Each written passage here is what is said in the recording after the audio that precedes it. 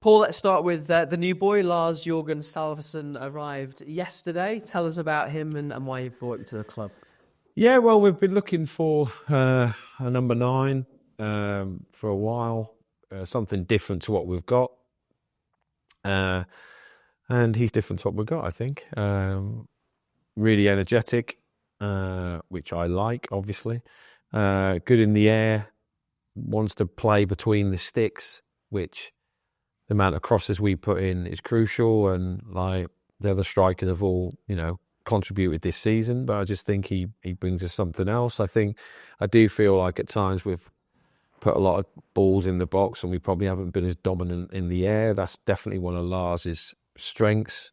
So yeah, that's we've been looking for all my life for a striker of that ilk, really, and out of the ones that were available to us, we all the coaches and recruiters agreed that he was our best fit.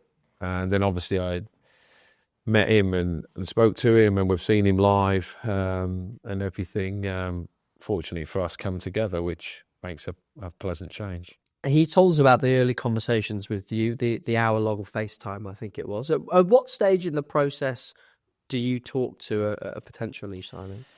Not till the very end. You can't anyway until it's virtually agreed. So I've never done any wrongful approaches. So near the end, I try and do as much research with everybody else as we can. But then by the time I get involved, it's not a footballing decision. That sounds a bit crazy, I know, considering I'm the manager. It's more of, and this is always my opening gambit, really, is look, I can see every time you've kicked a ball in the last 5-10 years, like there's nothing I don't know about what you can and can't do on the pitch. It's just then an honesty chat, really, and it's just about me getting to know who he is.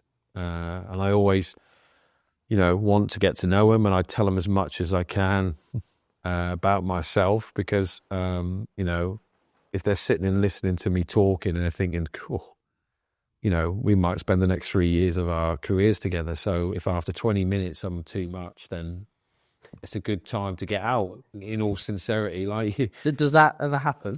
It has happened a couple of times. The other way round, I've decided that I didn't like the player. And I think that realistically, not so much for me, because I don't have to, but Lars has to. He's trying to convince me that I should sign him. If he isn't very impressive in that chat, then I would suggest he's not very impressive, because you're selling yourself. It's like a job interview, isn't it? So, and we spoke about his injuries and all that, and he brought it up. So straight away in my head, that's a massive box tick. And then I asked him why his career took the path it had, and what has he learned from his career and things like that. And you can speak to a player, and some player will go, well, the previous coach didn't want to play me, or, look for an excuse. The people who internally look for reasons are the ones that I like, because they're the ones that want to improve. They're the ones that want to listen every day. They're the ones that are grateful to be here. They're the ones that want to train harder. They're the ones you can just get everything out of. The ones that blame everybody else, I have no interest in. Obviously, the season in Norway runs on a different schedule. I think he was in pre-season. So what sort of condition is he in? Ready to go, or? No, not quite. He's done quite a bit off season. He's in pretty good nick, so to speak. He's done a week and a bit pre-season. So it's a bit like if you come and watch our lads play at Matlock, the first game of the season, like they're not bang on it, obviously. They'll tell you they are, but they're not. So he's a couple of weeks away from being match starting ready. However, in the meantime, we're throwing him straight in today. I need him to socially integrate with the group, so he'll be in training today, but then he'll get topped up after training this afternoon, and the same tomorrow. And then looking for Saturday, if there's an opportunity to put him in and around the squad, I'll probably do that.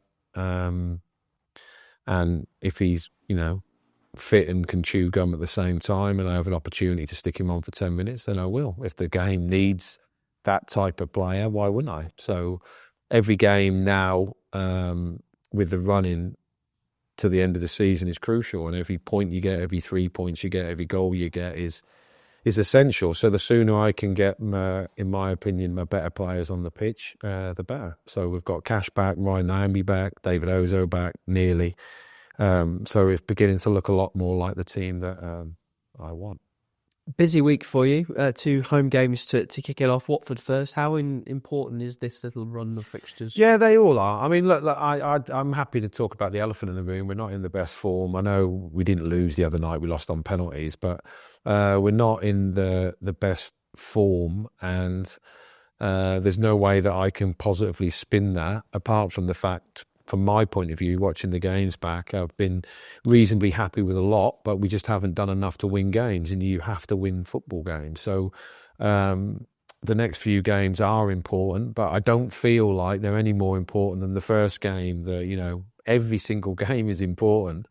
And I just think that, it's a good couple of home games. I know they're difficult, and then, we have the Cardiff, and then there's a Sheffield United at home, and the games are just chaotic. But I actually go into them with a real smile on my face. I'm really happy with the group. We've been excellent at home.